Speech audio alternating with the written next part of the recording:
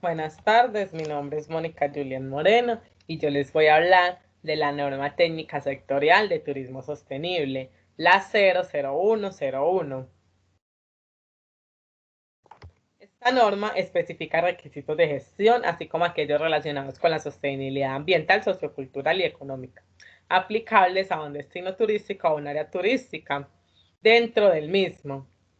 Este instrumento promueve la adopción de enfoques basados en las normas de productos, permitiendo que el destino o el área turística demuestre de manera permanente que cumple con los requisitos acá establecidos. Cuando una o varios requisitos de esta norma no se cumplen debido a la naturaleza del destino o el área, se debe justificar técnicamente su exclusión. Bueno, en las generalidades y componentes, la norma está compuesta por numerales y anexos.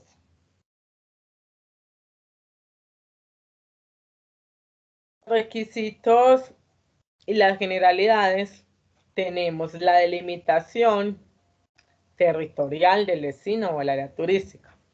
Para la delimitación del terreno, objeto de implementación, se deben utilizar cartografías a una escala que permita un detalle apropiado y establecer la opción que le aplican, teniendo en cuenta los atractivos, los servicios, la facilidad de infraestructura básica y la demanda turística. Tenemos la autoridad y la responsabilidad. Esta nos dice que las organizaciones responsables del cumplimiento de la norma, nos habla de las organizaciones responsables del cumplimiento de la norma, así como los representantes de cada una de ellas. Y nos dicen que debe haber un responsable o un líder, puede ser una persona natural o una persona jurídica. Los registros legales y otros.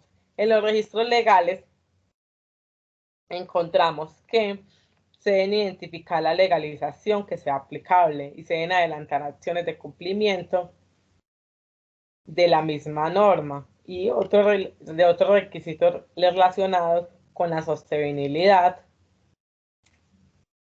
que aquí se suscriban. Se deben adelantar acciones de cumplimiento de la legalización relacionada con el uso de suelo del sector turístico. Tenemos la política de sostenibilidad. En la política de sostenibilidad debemos incluir el mantenimiento y la mejora de impactos positivos en términos ambientales, socioculturales y económicos. El manejo o la eliminación de aquellos negativos generados o relacionados con el desarrollo de su actividad. El cumplimiento de los requisitos legales y de la mejora continua. El código de conducta. El código de conducta nos dice que cada área o destino turístico debe contar con un código de conducta y este debe ser divulgado entre la población residente, los visitantes y los turistas. También tenemos los requisitos de gestión. En los requisitos de gestión tenemos 6 numerales. El primero sería la identificación de los aspectos e impactos.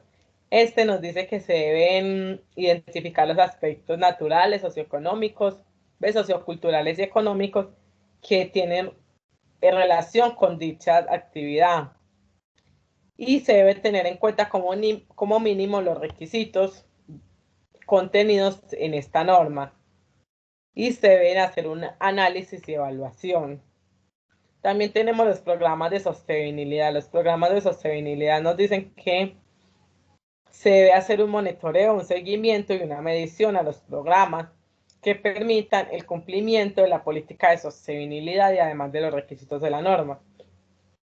Capacitación. Se debe capacitar periódicamente a los responsables para la implementación y el mantenimiento de los requisitos de sostenibilidad. También tenemos la documentación y los registros.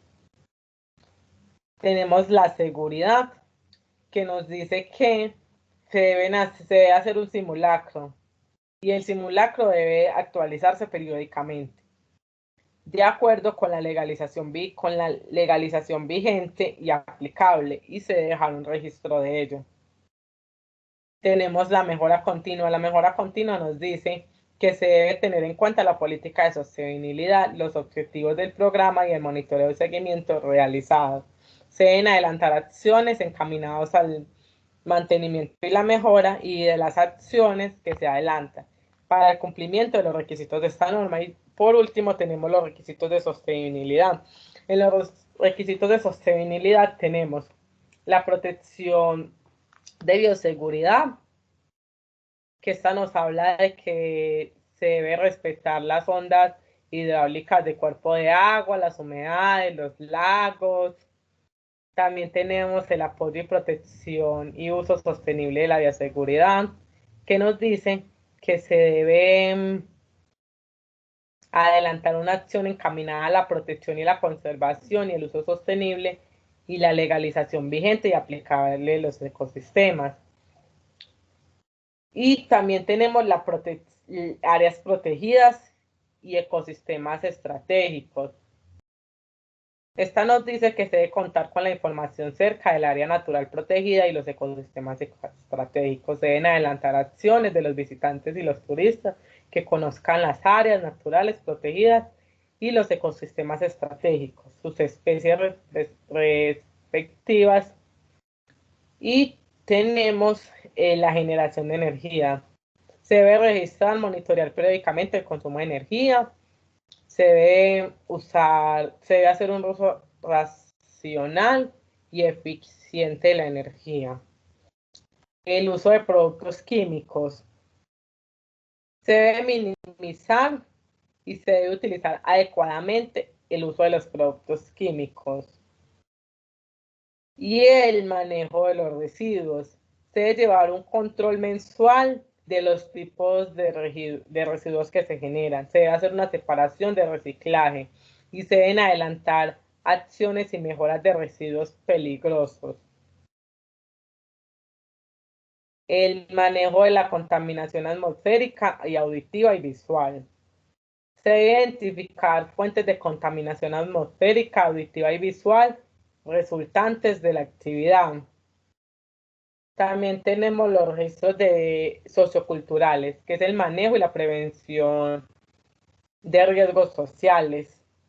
Se deben adelantar acciones enfocadas en la prevención de la extorsión comercial de niños, niñas y adolescentes, en el contexto de los viajes y el turismo. Y se debe prevenir la explotación laboral infantil.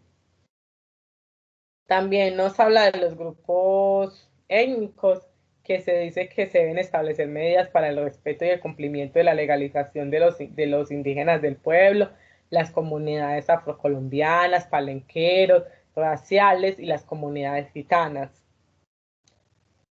También tenemos la satisfacción de la población residente, que se debe medir el grado de satisfacción de los miembros de la población residente en la relación con las actividades turísticas.